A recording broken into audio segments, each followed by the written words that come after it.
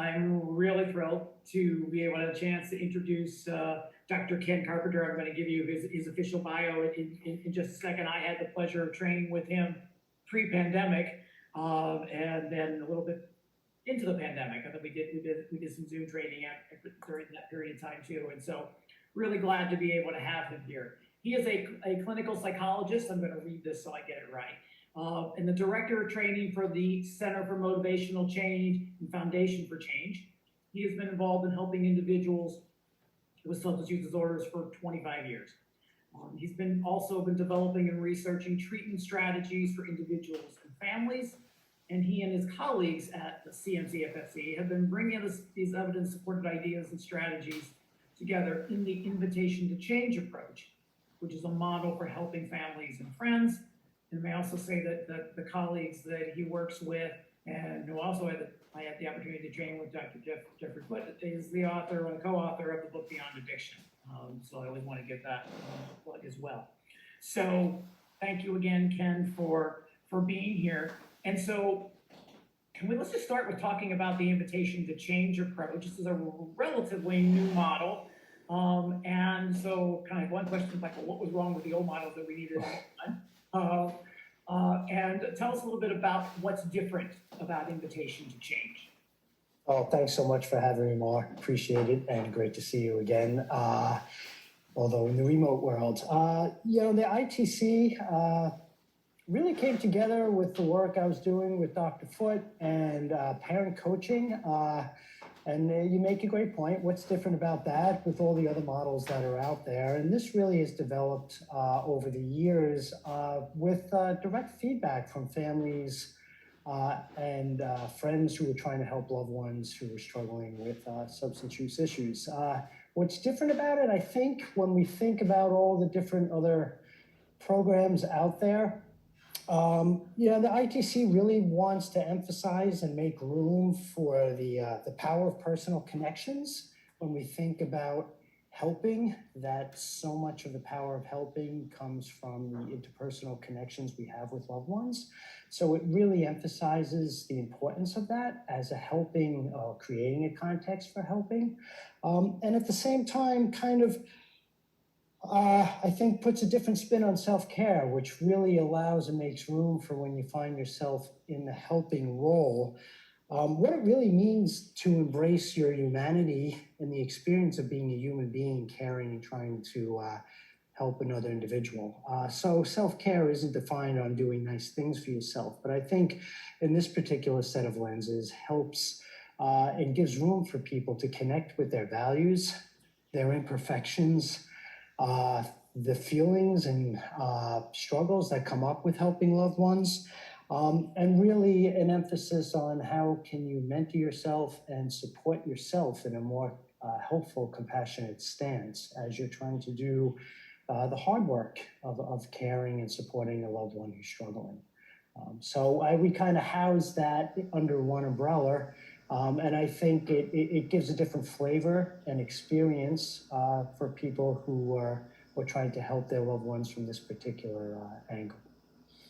No, I love that, because I always say that self-care is not a luxury. It is a requirement, really, that in order for you to be able to use the skills that you teach, you have to have that self-care piece on board. You have to be able to do that reflection and be able to see yourself and your emotions so that you can then engage your loved one from a space of compassion and understanding, as opposed to just, I guess, reacting because they've done something that irritates you.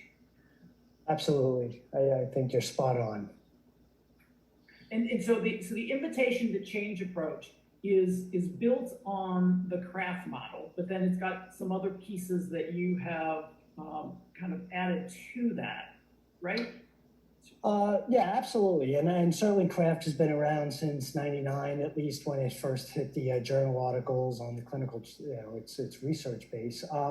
So to your point, I think some of the important principles that the Invitation to Change model has, and certainly you can find them in CRAFT, is the importance of thinking about positive reinforcement. And when we think about creating a context of change, where you'll see these ideas in both models is how do you build scaffolding that supports and reinforces change, and be a little strategic in how you're responding to the actions of your loved one when you're in their presence. And that's a big part of craft. With some of the ideas that communication is key, so there's communication skills that can be very important, since as human beings, most of our interactions are verbal and we talk. So how can we use that in a helpful way? And again, to your point, we don't want to lose the helper in the context of support. So we want to also, as craft does as well, think about nourishing oneself. The language may be a little different, but the concept is there. And so you mentioned positive reinforcement. And sometimes I hear from family members or reading things online, it's hard sometimes to find that positive reinforcement. What do you tell family members who say, well, what am I supposed to reinforce if drinking frequently or using frequently? How do I even begin to do that? Hey, look, it can be challenging. And I think to your point, it comes to the strength of our lenses. And often one thing to think about is sometimes we may have to have more powerful eyeglasses to be able to see the smaller things that are occurring. And that's not always easy, often in the context of witnessing a whole bunch of behaviors that we don't want to support or that are scary or are causing conflict. Trying to see, even buried in that whole kind of garden of behaviors, the smaller flowers that are still trying to grow can be challenging. So often it's this practice, as you've mentioned before, even stepping back and think about what we're looking for and what can we find, even if they're tiny steps as a starting point. Some gardens, the flowers are fully grown, they're easy to see. And sometimes some gardens are a little bit more challenging. So the small flowers it takes a little different set of lenses to find. And so I love that. And I think during the training, you guys use the analogy of sometimes using the positive reinforcement microscope to your point of looking for small things. So, but for a family member who thinks, well, but I know they just need to go to rehab, or I know they just need to go to treatment. What's the value for them of the positive microscope, if you will? Right, it's a great point. I can think of it in two ways. One, from just if I put on a research cap and we just look at treatment outcomes, even studies that look at, well, if I'm a loved one and I want to support my loved one who's in treatment, if I learn these skills, does it really matter on how helpful treatment is? And, research certainly points to the direction that for someone who's in treatment, their outcomes actually are better if their loved ones are also able to practice reinforcement and communication strategies. It's just a scaffolding that supports a loved one's attempts in treatment. So on that front, I want to get my loved one into treatment. And how can the reinforcement be helpful? Well, we know it just builds a better and supportive context to help amplify what people are learning in treatment and keep them at it where things at times can be tough. And it also nourishes relationships, which we know are key in long-term change. And that's ultimately the other lens here is what helps supports the long journey for change. And rehab and treatment is a great start. But there's a lot of life miles after that as well. So what helps support that continued journey? And this reinforcement is a key ingredient to that. I love that, because I always would tell people, well, don't take your foot off the gas just because all of a sudden they got into treatment and there's this big sigh of relief. Well, okay, now he or she is in treatment and everything's going to be okay and I can stop. I don't have to do any of this stuff anymore. And you're saying, no, actually, you really need to continue that, because you need to continue the communication process and building, as you said, the scaffolding and those skills, so that, because they don't just magically get better in treatment, and that family involvement, and now you have the data that shows that this really makes a difference. You learn those skills and you keep doing them while they're in treatment and out of treatment, which can actually be one of the more dangerous times, is going from treatment to back home. To really have family members learn those skills, so important. So I'm really glad that you made that point. Yeah.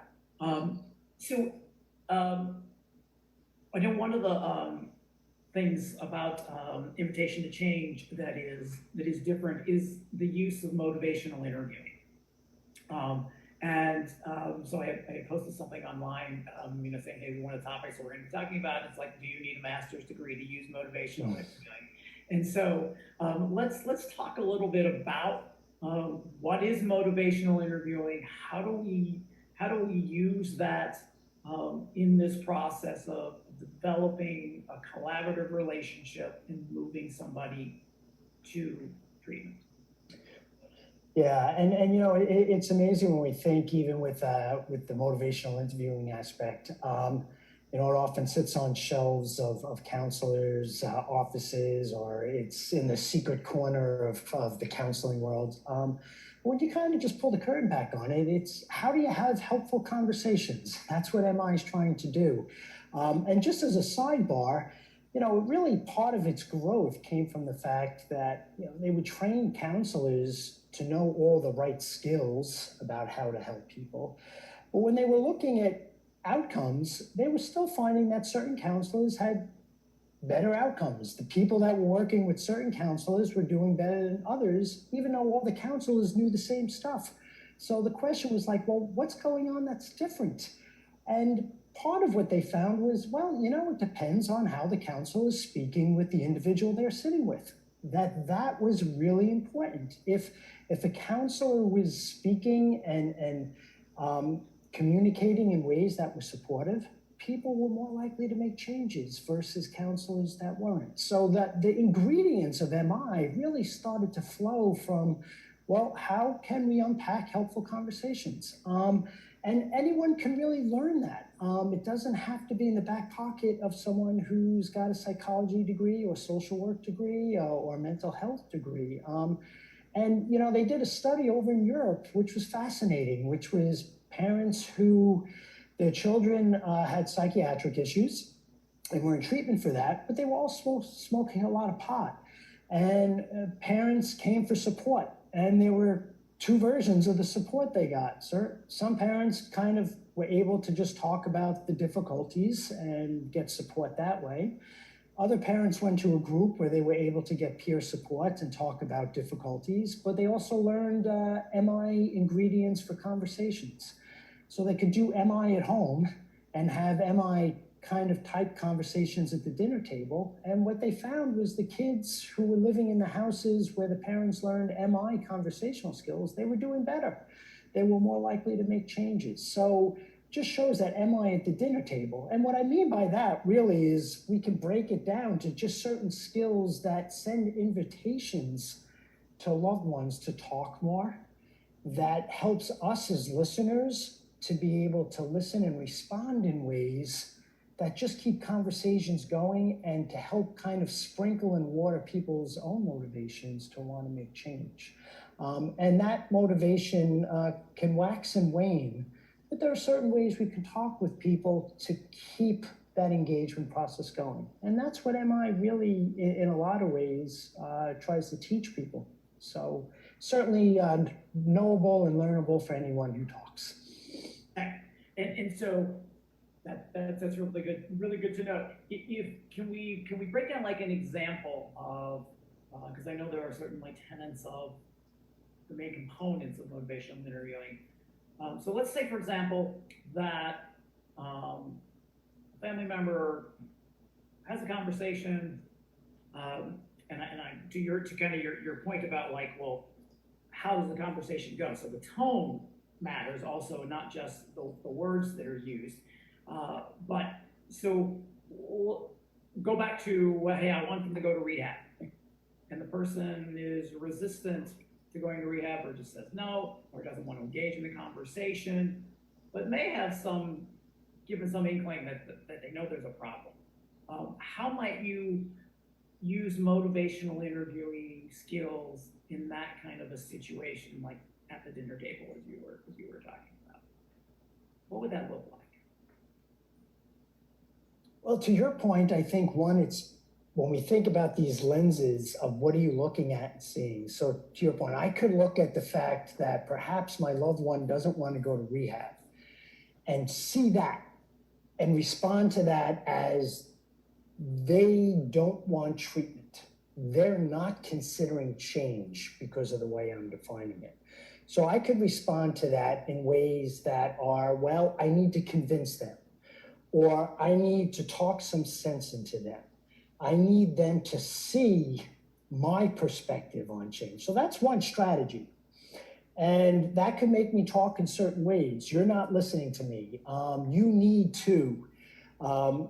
You're not being, certain statements that could come out. Now, the roll of the dice there is I might start to hear my loved one start to defend their reasoning more strongly. And so I get in this back and forth where ultimately what I'm encouraging my loved one to do is argue their position of not wanting to go to rehab more strongly. What I have missed is that they are thinking about change because some things aren't working for them. And you had said that was the other piece, which is they may be considering their behavior isn't 100% working for them. Now, if I shifted my perspective to that and invited them to talk more about that, tell me more about that. What is it that's not fitting? I'd love to get your thoughts on that. Notice I've taken the mic away from I can't go to rehab voice to here are my thoughts about what things aren't working.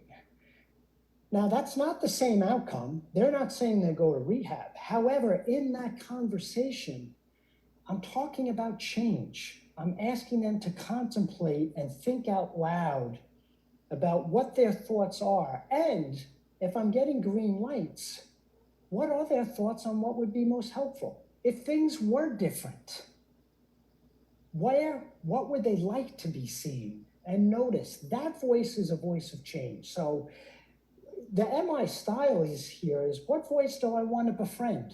And which voice can I see at the table? Because there'll be multiple voices. So MI wants to help me have a conversation with the voice that might be a little bit closer to making changes. Now, as a helper, I may really want them to be seeking help, but that's not where they're at. And if I try to push hard on that, I might actually have them dig their heels in, and I've missed the opportunity for another door of conversation that might be closer to thinking about change. Yeah, I love that, Ken, because so you're talking about, well, you have to first of all meet the person where they are. And I always say, like, not where you want them to be, because then you're missing the boat. And so it's kind of like ordering an Uber to take you to the airport, and the driver calls you from the airport and says, I'm here at the airport. And you're like, but I'm still at home. And you're like, well, yeah, but I want you to, your destination is the airport. And so if our destination is just rehab, but we're not understanding what's going on where they are and not hearing that voice, then we're really missing out. And so I love how you put it that when it kind of gets become an argument, like you, person's kind of like going to shift into fight or flight and become defensive. And now they're articulating reasons why not to go to rehab, as opposed to, as you said, getting them to talk out loud and hear in their own voice reasons why, yeah, maybe this isn't working for me. Even if they don't in that conversation say, okay, I'm ready to go, you say, well, I got to build some scaffolding. Right. And I liked what you said about meeting where the person's at with the Uber example, because one thing I could think about, like you said, is I could be a mile down the road and my loved one can be a mile away. And there's really a choice. I could stay there and wait for them to show up at the end of that mile walk to have my conversation. Or I could try to meet them where they're at and talk to them as they're walking. I have many more opportunities to have that conversation as we walk together than waiting for them to show up at my location. It's MI, as you said, meeting where someone's at allows us to have more conversations as we journey somewhat together than not. It's just opening more doors and opportunities to create a context for helping. And that's the benefit of meeting someone where they're at. Well, I also like how you said, well, I could wait and see if they show up where I am. And that kind of reminds me about how there is this thinking that, well, you know, you just have to kind of detach from them and let them hit rock bottom, and then they will magically decide that, okay, I need to change. And I'll be honest, that scares me to death. So I'm curious about like how you feel about waiting for rock bottom. And that can be really tough for families when they think that's sometimes the messaging people get, which is the only thing you can do here is just let your loved one fall until they hit that very bottom. That's the only way. So there's a lot to unpack with that. But to your point, I think often you can hear about raising the bottom. That's not taking away that people are learning both from the positives and the feedback in life. You know, the bumps and bruises of living, we all do experience as human beings, and that helps us think about the way we're walking in life. At the same time, by keeping communication open and offering reinforcement for other things, it's helping build scaffolding that helps invite change in sooner than just letting people free fall until the fall stops. Sometimes with consequences that don't necessarily need to happen to be learning tools. So I think we term it natural consequences. Life teaches us all the time, both in reinforcement and bumps and bruises. In the invitation to change approach, we try to really help and think about how can we build scaffolding that removes the free fall and may raise the bottom and create invitations for change sooner than would happen than if all that was cut off. And an analogy I use is gardening, which is and we spoke about this when we were in our training together, if I want to tend to a garden, I do have to be careful about weeds. Yeah. And I also need to tend to strengthen the flowers I want to grow. If my approach is to cut off all the water until the weeds kind of die, I'll probably risk not having flowers to grow as well. So I need to think of it in a nuanced ways to support that which we want to, and just be careful about how I want to not support inadvertently behaviors I don't want to strengthen.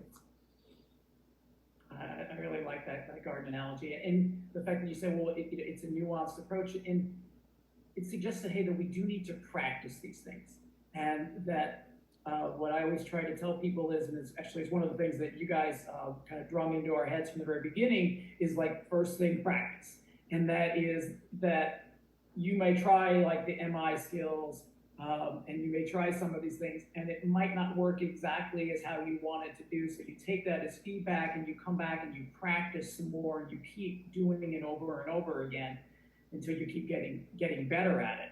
Because if you can raise the bottom, then you've got a much greater chance of success. And in today's world, where just this past week, where the CDC came out with the number of overdose deaths just heartbreaking this past year. So when I think of rock bottom, and I used to work with guys who were homeless, and you would think, well, if you're homeless and you burnt all your bridges where nobody wants to have you at home, that's about as rock bottom as you could get, right? They still relapse, they still keep going. And so whenever I talk to people about rock bottom, it's, hey, as long as you're still alive, things can always get worse. And to me, rock bottom is death. And so that's why I like the fact you say, well, let's raise the bottom. So let some of the natural consequences that aren't going to be mortal take effect, but not just have a total hands-off approach. Right. And to your point, there's a roll of the dice, even if you wanted to do a dive in some of the science is what people find reinforcing depends on how many other reinforcers are around it. So one of the challenges with this is if there is no other reinforcement in an individual's life and the only thing left is substance use, the value of substance use keeps going up. We talk, so to your point, rock bottom in a way, but what I mean by raising the bottom too is if we create a context for helping that offers choices, connection, and support, it can be helpful because it just keeps other things in an individual's life that they can connect with than keep taking stuff out of life, which has its own challenges. And to your point, this isn't an easy journey, and by all means, when you see the CDC and others, not to take the reality as a helper, as a loved one, this can be hard. And practice is key.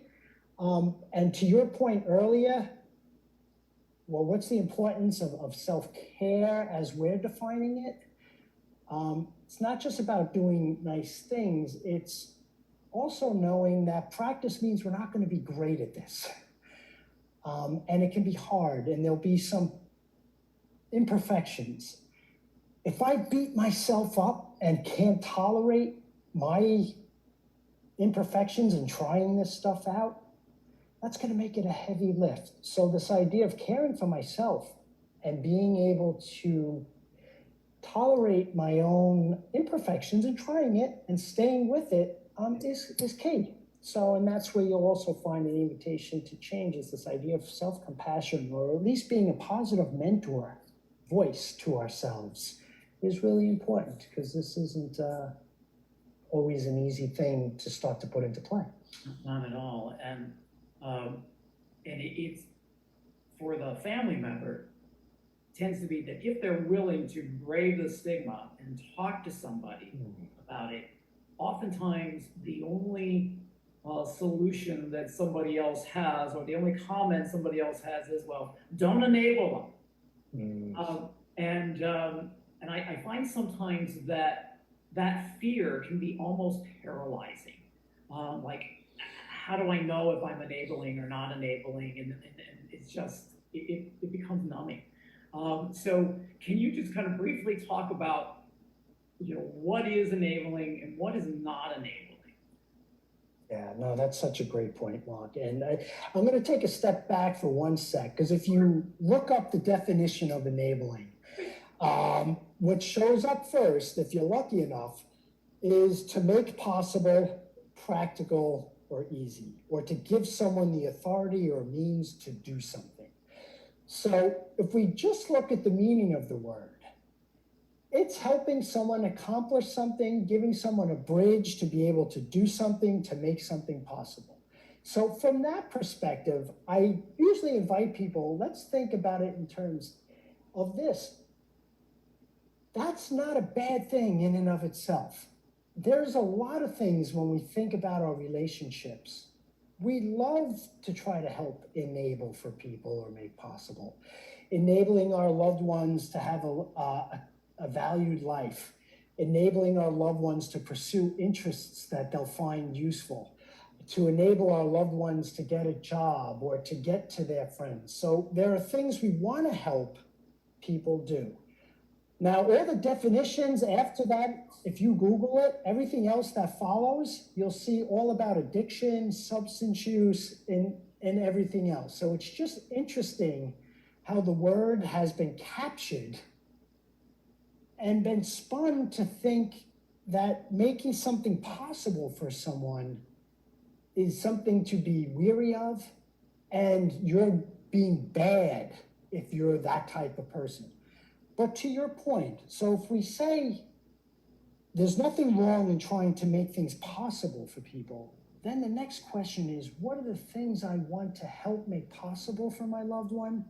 And what are some of the things I just want to be careful not to make possible? So enabling isn't bad. It's in the process of making things possible for someone. I want to focus my attention on certain things and be careful to not focus on behaviors that I might think are harmful for my loved one. So I can be an enabler in some ways, and I want to be not an enabler in other ways. So you mentioned the word nuance in our conversation.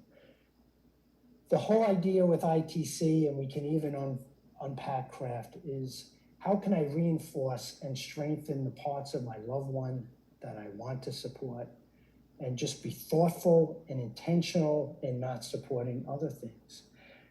But I can still support the parts of my loved one I want to help grow. And that's okay. That's being loving.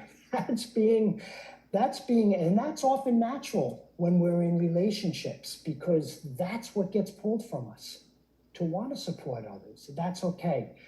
There are times I just need to be thoughtful about how I'm going about doing that. So can we have conversations to think in that nuanced way and not feel shameful about it or punished for it? Yes, great.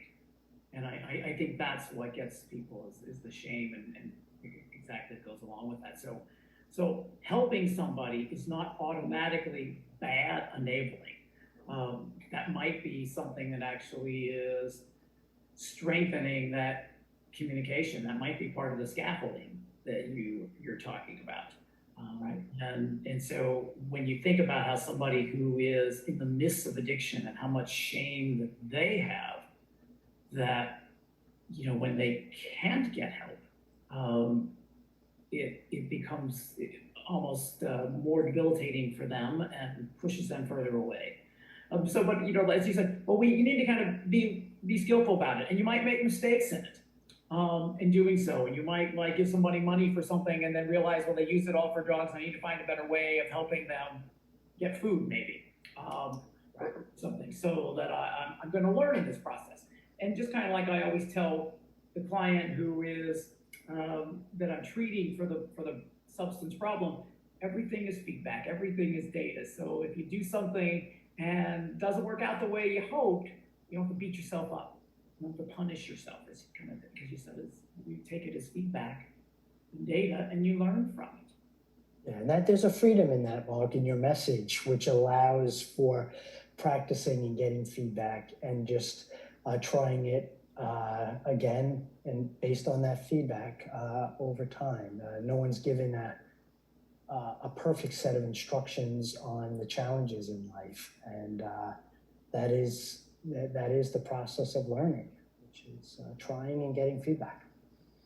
Yeah. Well, and it is a process. So maybe we'll end with that and just recognizing that this is something that is a process, and that we do have to practice with that. And I think I remember that there was another P word, which was patience, which is something that can be difficult to work on as well. But I don't want to overstay your patience, and so I'm gonna go ahead and we'll bring this to a close. And I will just again thank you very much for your time and your passion for this topic and your wisdom.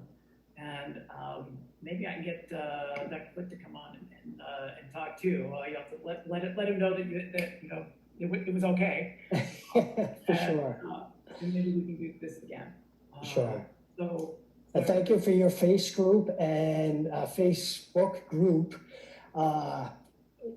Community is huge, and breaking isolation and having a platform for people to share experiences and be in the company of others is just such a big part I think, and helpful part of this journey. So offering a platform and being there is so important. So thank you for creating that space for people. All right. All right, well, if anybody has any comments, feel free to leave them after you watch the video, and if you have further questions, that we'll tackle those as well. Thank you very much.